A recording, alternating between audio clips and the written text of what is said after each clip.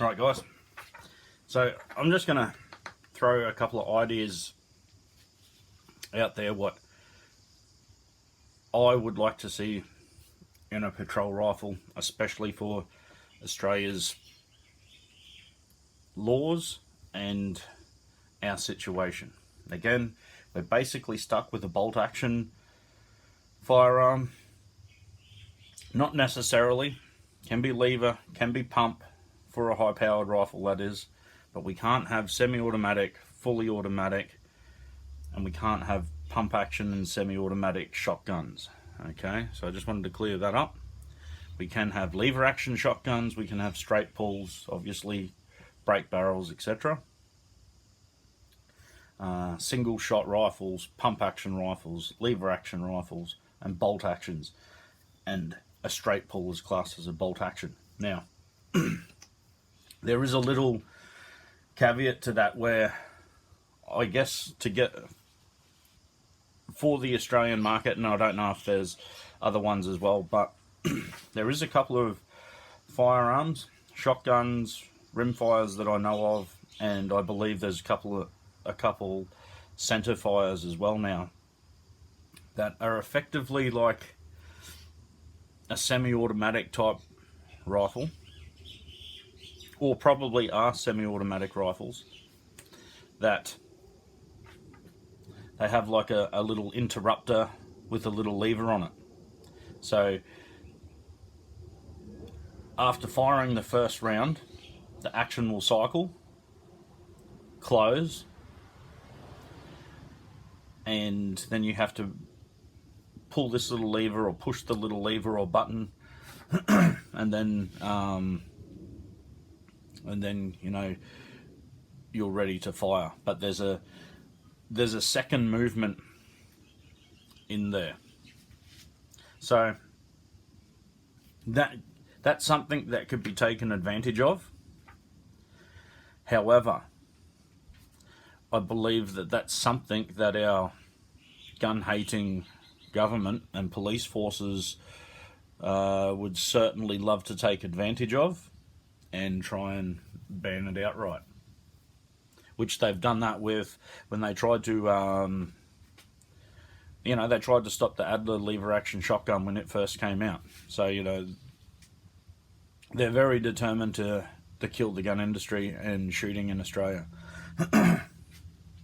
Likewise, there was an AK-47, a pump action version of the AK-47, or the semi-automatic Maygun version, where effectively what it had was the fore-end grip was a pump, and you just manually operated the operating rod. Instead of a gas system, it was just manually operated, and they canned that as well. So it's definitely something that you could put a lot of research and development into, tooling, etc. Start producing them, and then the communist extremist left is going to jump up and down. The media will whip up a storm, make out that it's a fully automatic machine gun, post photos of M60s and Mag 58 general purpose machine guns, and the average sheep out there that watches the mainstream media, they'll take it hook, line and sinker, and they will jump up and down. The Antifa mobs, they'll jump up and down and blow their whistles and start screaming and cutting wrists and blowing whistles and things, and they'll change that. So, what's my thoughts? Okay, like I've said in a couple of comments into some of the other guys, I like to look at what history's shown us and take lessons from history. So, a little touch on ammunition, but I'll do other videos about ammunition.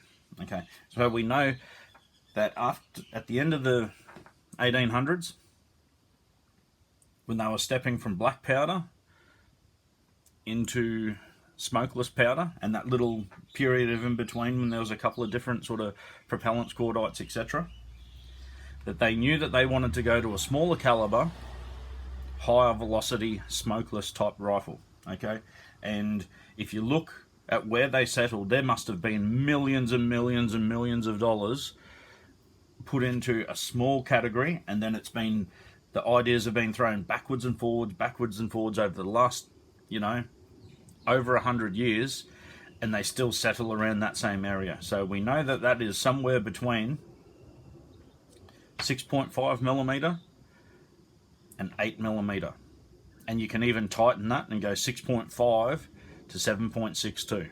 Okay, 30 cal, 264 cal, somewhere in between. And obviously there's the 223,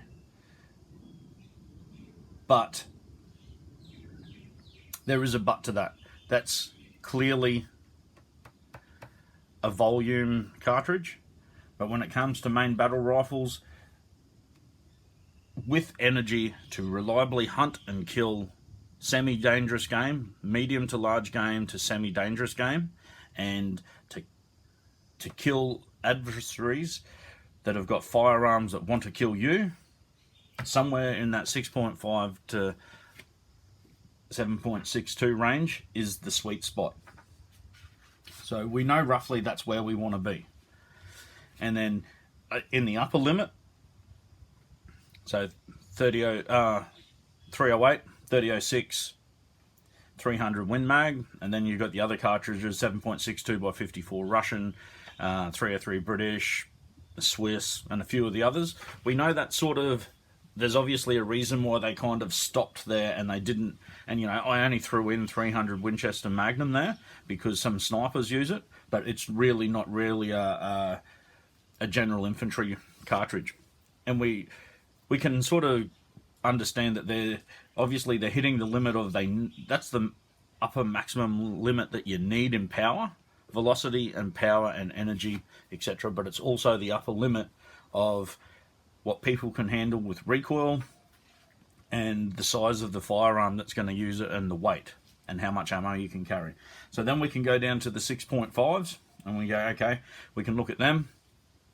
Japan used them, Italy used them, Sweden, Norway, there's a few others around the shop that use them. I believe Serbia now has adopted the Grendel, 6.5 Grendel. I've heard some rumours about that. So we know the 6.5s, and they sort of share around that same they're on the lower end. So they have bullet weights of 123 grain, very similar to the AK round, 7.62 by 39. So we know that you don't really want to go below that too much. And they're also on the lower pressure, lower recoil, lower velocity sort of cartridges as well. But they still worked really good. 6.5 Jap killed us allies as good as anything else. The Carcano obviously worked, and then in between you've got the 7mm Mauser and things like that. So we know that those cartridges work. Okay, so that's a really, really good place to start. And then we can sort of look a little bit smaller if you want volumes of fire.